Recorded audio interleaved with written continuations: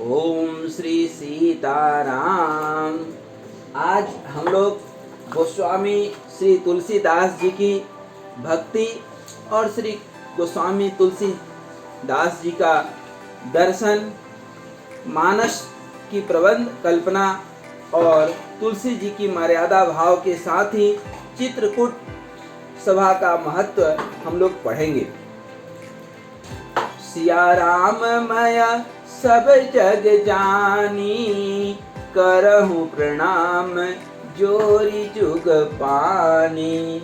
यह श्री रामचरितमानस जो सर्वोत्तम उत्कृष्ट रचना है श्री गोस्वामी तुलसीदास जी का, उसका यह अंतिम पंक्ति है कि हम सारे संसार को सिया राम में जानते हैं।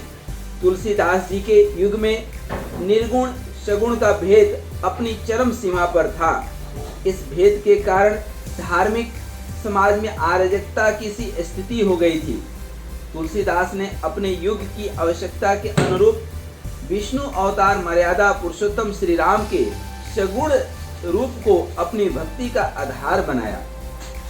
तुलसीदास जी यूं तो कवि थे, लेकिन कवि बाद में और भक्त पहले थे, इसलिए उनकी सभी कृतियों में, सभी रचनाओं में भगवान श्री राम के प्रति अविचल निष्ठा है, जैसा बादलों के प्रति चातक की निष्ठा होती है। एक भरोसो एक बल, एक आस विश्वास, एक राम घन श्याम हित, चातक तुलसीदास। रामचंद्र शुक्ल ने कहा है कि भक्ति में प्रेम के अतिरिक्त आलंबन, आराध्य के महत्व और अपने दैन्य का अनुभव परम आवश्यक है। राम की महिमा का गुणगान और भक्त के रूप में तुलसीदास का दैन्य तथा आत्मनिवेदन तुलसी की सभी रचनाओं में चरमोत्कर्ष के रूप में देखा जा सकता है। रामचरितमानस यदि राम के शक्ति, शील, भक्त वत्सलता, लोक रक्षक, मर्यादा पुरुषोत्तम रूप का बखान करता है, तो विनय पत्रिका, जो कि स्वामी तुलसीदास जी की एक रचना है, विनय पत्रिका के पद राम के चरणों में शरणागत तुलसी के आत्मनिवेदन, पर निर्भरता और दास्य भाव को व्यक्त करता है।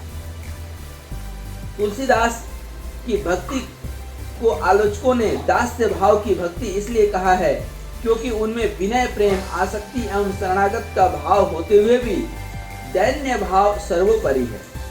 तुलसी की दैन्य भावना विनय पत्रिका के पदों में अनेक रूपों में व्यक्त हुई है। राम सो बड़ो है कौन, मोसो कौन सो छोटो, तू दयाल दिन ही तू दानी, हो भिखारी, नाथ तू अनाथ को अनाथ कौन मोसो, हाँ प्रसिद्ध पात की तू पाप पुंज हारी। इत्यादि अनेक रचनाएं इस तरह से हैं कि गोस्वामी तुलसीदास जी अपने आप को बहुत ही छोटा और राम को बहुत ही बड़ा मानते हैं। इसलिए तुलसी की भक्ति में सेवक और सेवा भाव की प्रधानता है। सेवक सेव्य भाव बिनु भवन तरिय उरगारी। इनमें ज्ञान और तर्क के लिए कोई स्थान नहीं है। जहाँ पर तर्क है वहाँ पर नरक है, जहाँ पर समर्पण है वहाँ स्वर्ग है। यह तुलसीदास का भाव है। तुलसी की भक्ति भावना नवधा भक्ति और नारद भक्ति सूत्र की 11 आसक्तियों के भी लक्षण देखे जा सकते हैं, किंतु सभी में तुलसी का दैन्य मुखर होता रहता है।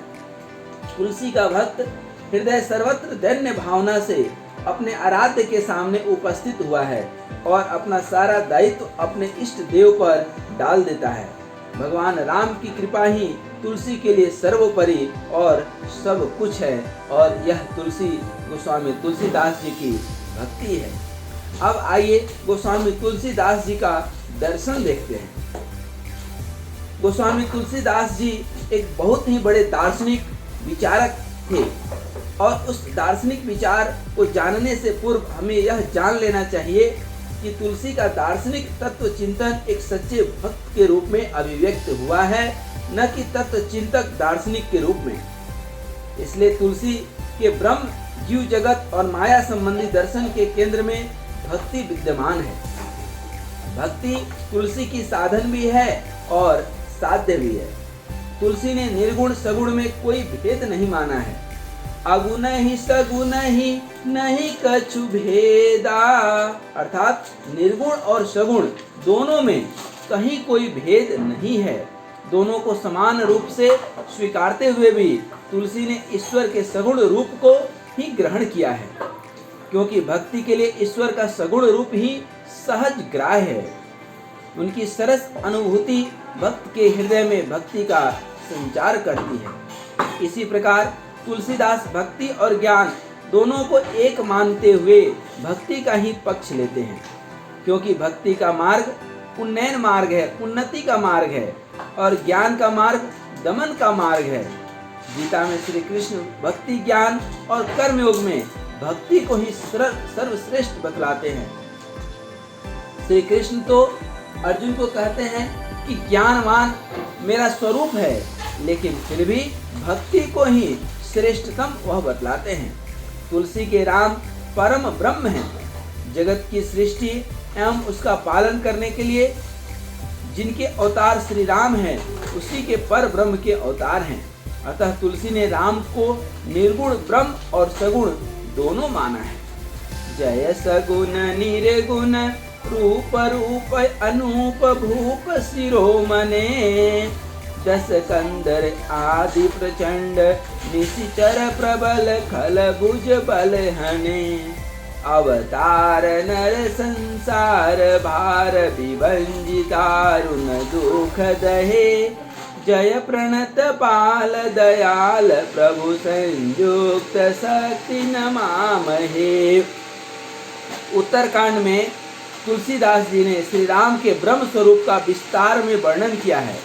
तुलसीदास जी ने ब्रह्मा को आदि शक्ति को मूल प्रकृति अथवा माया कहा है। यह माया प्रभु से प्रेरित है और समस्त ब्रह्मांड इसके वश में है। वेदांतियों के समान तुलसी भी समस्त सृष्टि के स्वरूप राम रूप या ब्रह्म रूप मानते हैं। यह सृष्टि राममय है और राम ही इसके सृष्टा हैं। सिया राममय सब जग जानी, करहु प्रणाम जोरी जुग पानी। तुलसी जीव और ब्रह्म में अंतर नहीं मानते। उनकी यह धारणा उन्हें अद्वैतवादी सिद्ध करती है। जीव और ब्रह्म जल और लहर के समान एक तरह से है। उनमें जो अंतर मानता है वह अज्ञानी है। माया के कारण ही जीव और ब्रह्म की पृथक सता दृष्टि गोचर होती है। ईश्वर अंश जीव अविनाशी, चेतन अमल सहज सुख राशि, सो माया बस भयों गोसाई, बंध्यो कीर मरकट की नाई। निष्कर्ष निकालते हैं तुलसीदास जी कि प्रभु की अहेतु की कृपा का अवलंबन ग्रहण करने वाले शुद्ध भक्त हैं। अतः उनके दार्शनिक विचारों को इसी रूप में लेना चाहिए। अब हम लोग देखेंगे मानस अर्थात श्री रामचरितमानस की प्रबंध कल्पना। प्रबंध काव्य की दृष्टि से तुलसीदास की रामचरितमानस सर्वोपरि एवं सर्वश्रेष्ठ रचना है। कारण है कि इसमें तुलसी की प्रबंध कल्पना का संपूर्ण वैभव प्रकट हुआ है। मानस की संपूर्ण राम कथा 7 कांडों अर्थात बालकांड, अयोध्या कांड, अरण्य कांड, किष्किंधा कांड, सुंदरकांड, लंका कांड और उत्तर कांड में निबद्ध है। सभी कांडों की कथा संवाद शैली में आगे बढ़ती है। किसी कवि की प्रबंध पटुता को कथा के मार्मिक स्थलों की पहचान, शील निरूपण और चरित्र चित्रण, कल्पना वैभव आदि की कसौटी पर देखा जा सकता है। तुलसी की भावुकता शीर्षक अध्याय में रामचंद्र शुक्ल ने राम कथा के मार्मिक स्थलों का चयन, कथा संयोजन में निबद्ध प्रबंध पटुता तथा मर्म स्पर्शी चित्रण में तुलसी की कवि प्रतिभा की विस्तृत विवेचना की है। रामचंद्र शुक्ल का मानना है कि मानव प्रकृति के विविध रूपों के साथ वो स्वामी जी के हृदय का राग सामंजस्य सराहनीय है।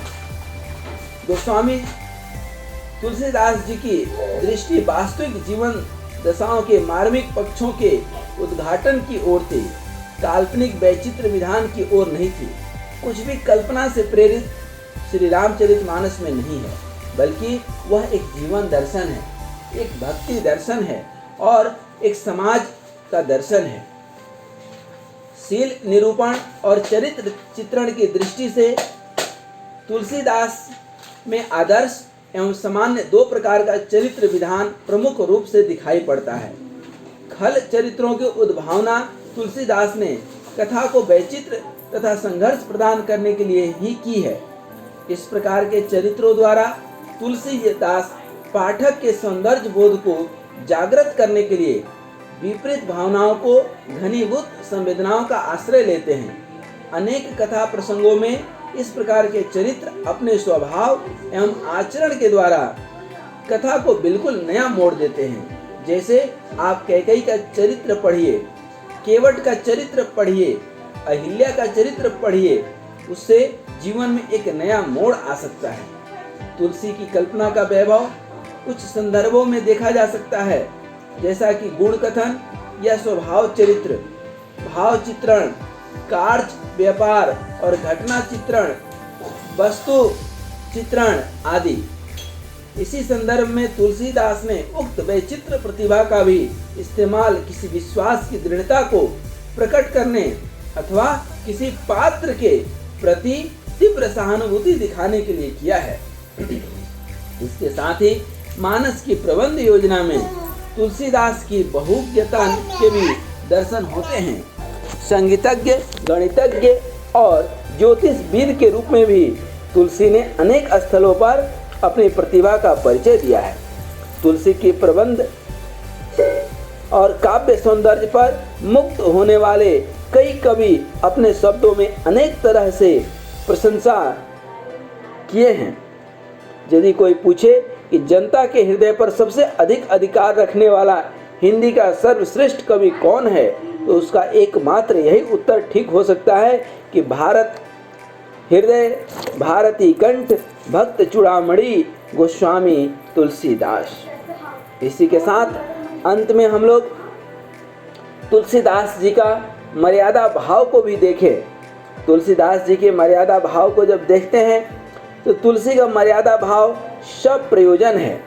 लोक प्रचलित राम के नाम रूप और चरित्र को मर्यादा पुरुषोत्तम के रूप में प्रतिष्ठित करने के मूल में तुलसी की लोक मंगल की साधना की सर्वोच्च परिणति व्यक्त हुई है।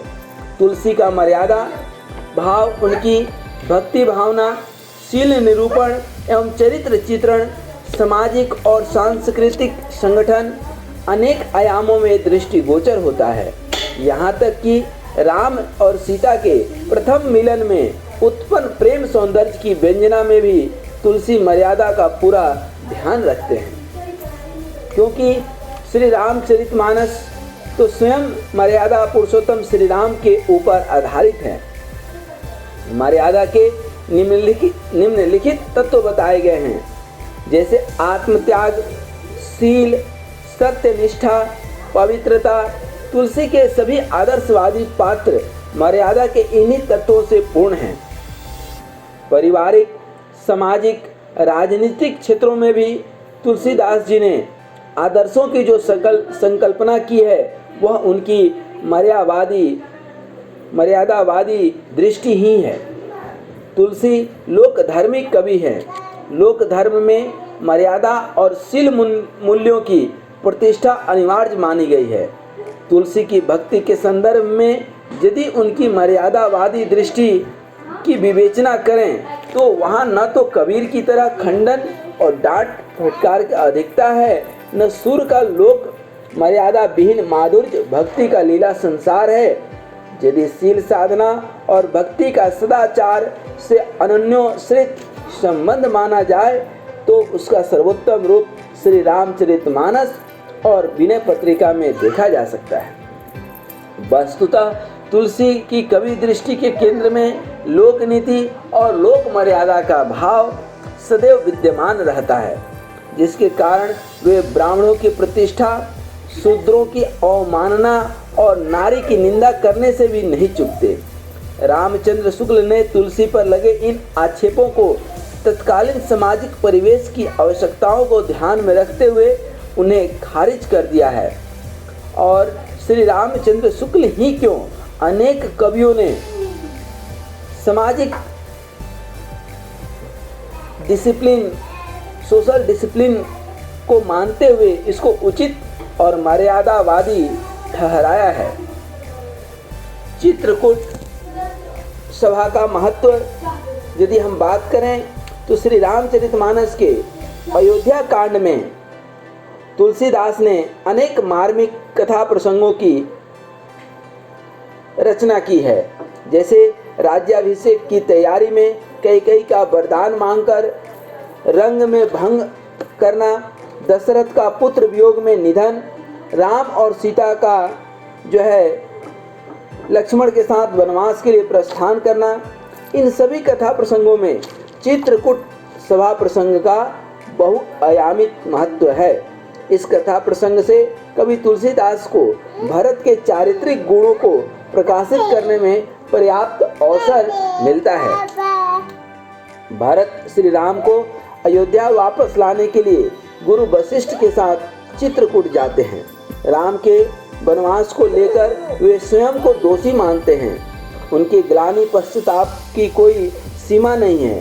भरत की निश्चलता, त्याग व उदार भावना देखकर श्री राम भी भयउ न भुवन भरत सम भाई कहकर उनको दुर्लभ भाई कहते हैं। इस तरह चित्रकूट का बहुत ही संयोग और तालमेल के साथ भाव और वर्णन करते हैं, क्योंकि चित्रकूट ही वह जगह है जहाँ गोस्वामी तुलसीदास जी श्री रामचरितमानस की रचना करते हैं। इस तरह चित्रकूट सभा का प्रसंग भरत के उज्जवल, उदार और त्यागी चरित्र को उजागर करते हैं। चित्रकूट के घाट पर भई संतन की भीड़, तुलसीदास चंदन घिसे तिलक देत रघुबीर। यहाँ भी गोस्वामी तुलसीदास जी चित्रकूट को अपने प्रसंग में लाते हैं। चित्रकूट सभा के अन्य पक्षों पर भी दृष्टि डालते हुए कई कवियों ने लिखा है कि उस पुण्य समाज के प्रभाव से चित्रकूट की रमणीयता में पवित्रता मिल गई है। उस समाज के भीतर नीति, स्नेह, शील, विनय, त्याग इत्यादि के साथ साथ संघर्ष से जो धर्म ज्योति फूटी, उससे आसपास का सारा प्रदेश जगमगा उठा। चित्रकूट की उस सभा का कार्यवाही क्या थी? धर्म के एक एक अंग की पूर्ण और मनोहर अभिव्यक्ति थी। रामचरितमानस में वह सभा एक आध्यात्मिक घटना है। धर्म के इतने स्वरूपों की एक साथ योजना, हृदय की इतनी उदात्त वृत्तियों के साथ उद्भावना तुलसीदास जी के ही विशाल मानस में संभव थी। राजा और प्रजा, गुरु, शिष्य, भाई और भाई, माता और पुत्र, पिता और पुत्री, सास, ससुर, जमाता, सास, बहू, क्षत्रिय, ब्राह्मण और शूद्र, सभ्य और असभ्य के परस्पर व्यवहारों का उपस्थित प्रसंग के धर्म गांभीर्य और भाव उत्कर्ष के कारण अत्यंत मनोहर रूप प्रस्फुटित हुआ है। कई कवियों ने इस विस्तृत उदाहरण से चित्रकूट का बहुआयामी महत्व स्वतः सिद्ध होते कहा है। इस तरह से गोस्वामी तुलसीदास जी ने अपनी कथा प्रबंधन में लोक मंगल की अवधारणा के अनुरूप ही चित्रकूट का बहुत ही बेहतरीन तरीके से वर्णन किया है।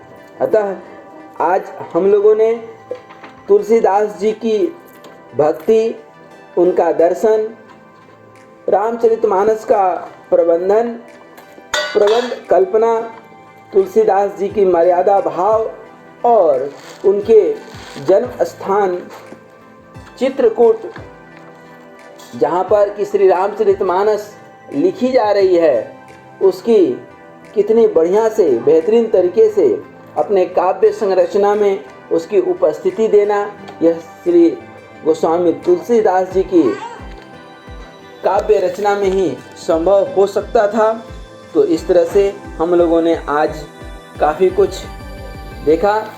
हरि ओम तत्सत। जय श्री सीताराम, जय श्री सीताराम, जय श्री सीता।